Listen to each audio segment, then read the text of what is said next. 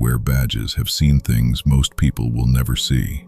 They walk into the rooms the rest of us are afraid to enter. They open doors that should probably stay closed. They shine their flashlights into the dark, and they have to trust, that whatever the beam touches will have an explanation. Most of the time it does, but not always. They don't believe that anymore, and neither will you.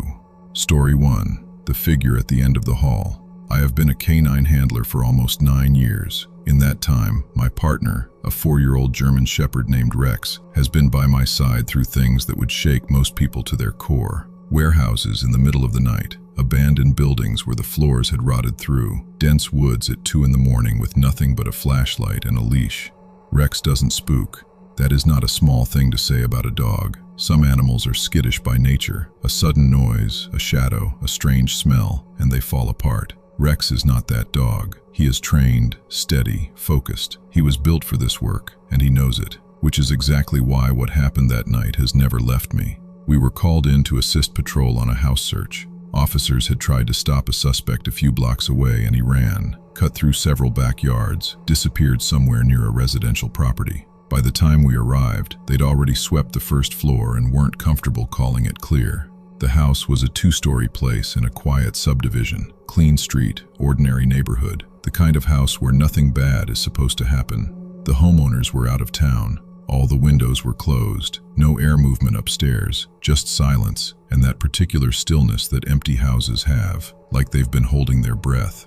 I put Rex on a short leash, gave him the search command. He pulled forward immediately. Each room cleared should feel like a ticking clock. Living room, clear. Kitchen, clear. Laundry room, clear. We moved upstairs. Narrow hallway, 3 bedrooms and a bathroom. The kind of hallway that feels smaller in the dark than it looks in the daylight. First bedroom, clear. Second bedroom, clear.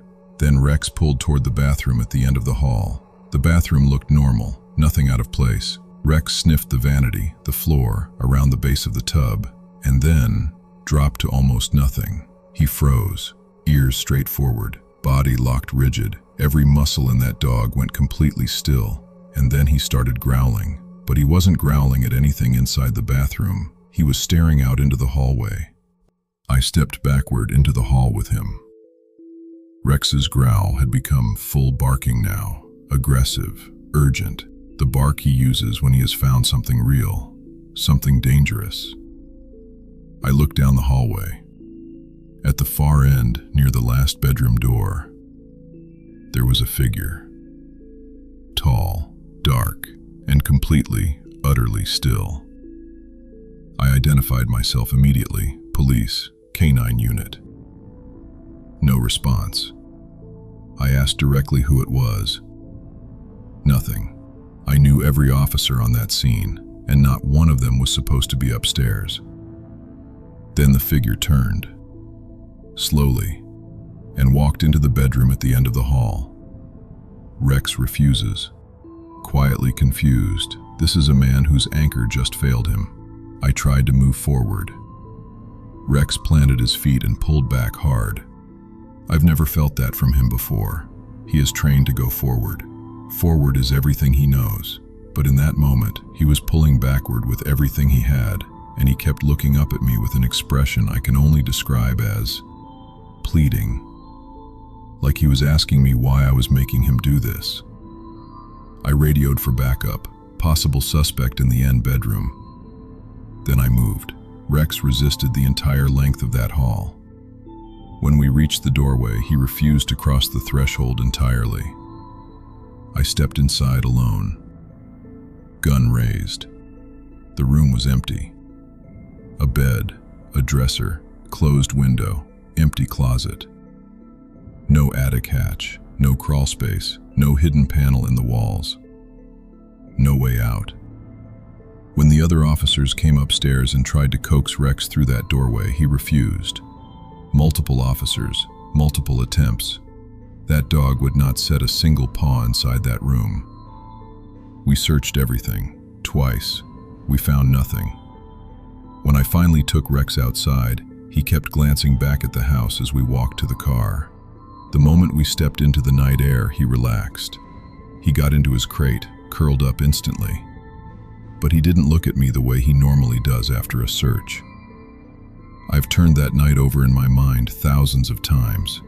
Maybe it was the suspect. Maybe there's an explanation I've never thought of. Maybe. But here's what I know for certain. Rex has worked hundreds of searches before and since that night. He has never refused a hallway. He has never refused a room. He has never looked back at a house the way he looked back at that one. I trust that dog more than I trust my own instincts, and he was afraid. Story 2. The voice on the 911 call. I joined the force at 21 years old. Young father, needed the money.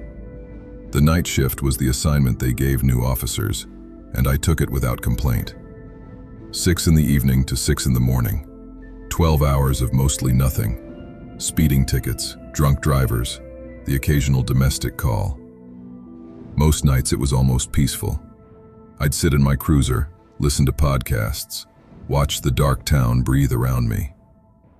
Then one night, a storm came in. Heavy rain, power outages, roads starting to flood. Around 2 in the morning, our dispatcher Claire came over the radio. A caller had reported being kidnapped, said they were being held inside a house. Then the call ended. When Claire tried to call back, no answer. I was the closest unit. I responded. But before I arrived, Claire added something. She said the caller sounded strange, like they were altering their voice deliberately, almost like a young girl. The address was in a part of town I didn't know well. Every streetlight on the block was dead. The storm had taken the power with it. My partner Chris had arrived first. I pulled up behind him and we both stood there in the rain for a moment, looking at the house. Knee-high grass, overgrown bushes pressing against the porch, shingles missing from the roof, every window dark. It looked like a house that had stopped being cared for a long time ago, like something inside had quietly given up. We knocked. Footsteps from inside, slow, heavy. Then they stopped. Whoever was on the other side of that door was just standing there, listening. The door opened a crack. A man looked out at us. Overweight, early 30s, thick glasses. He looked nervous in that specific way people look nervous when they've been caught. Not surprised, just caught. He said it must have been a pocket dial. It wasn't. We got a telephonic warrant and went in. The smell hit us immediately. Rotten, deep and old, the kind that clings to you after you leave. The living room was covered in trash, dishes stacked in towers, cockroaches visible on the baseboards, the kind of filth that takes years to accumulate, not neglect but something more deliberate, like the outside world had been intentionally sealed out. Then I saw something on the floor, a pink Barbie dollhouse. I asked him if he had children. He said no, just nieces who visited sometimes. Further down the hall, we found an entire room filled with children's items. And in the center of that room, perfectly arranged, perfectly clean, in stark contrast to every other inch of that house, a life-sized doll, dressed in women's clothing. The rest of the house looked like something had died in it. This room looked like someone lived in it. Then we found the basement door. The moment I reached for the handle, the homeowner started begging. Not arguing, not threatening, begging. I went down. Boxes stacked everywhere, a bare bulb swinging slightly though there was no draft. Then I heard movement behind a door at the back of the basement. I ordered whoever was inside to come out. Silence. I opened the door. Quietly, almost gently, the weight of this moment is enormous. Inside was a man. He had been reported missing 2 years earlier. He was alive. He had managed to use the homeowner's phone earlier that night, activated Siri quietly in the dark, and dialed 911. The homeowner had discovered him before we arrived and restrained him again. We arrested the homeowner immediately. The victim was taken to the hospital. He survived. But here's the thing that never left me. Dispatcher Claire had said the caller sounded like a child, like a young girl. The man we found in that basement was a grown man. He had been down there for 2 years. The only explanation any of us could think of was that after 2 years in that room, under whatever conditions that man was forced to endure, that voice had become the only voice he knew how to use anymore. And if he had been conditioned to speak like that for 2 years, in that basement, alone with that man, what else had happened down there that we will never fully know?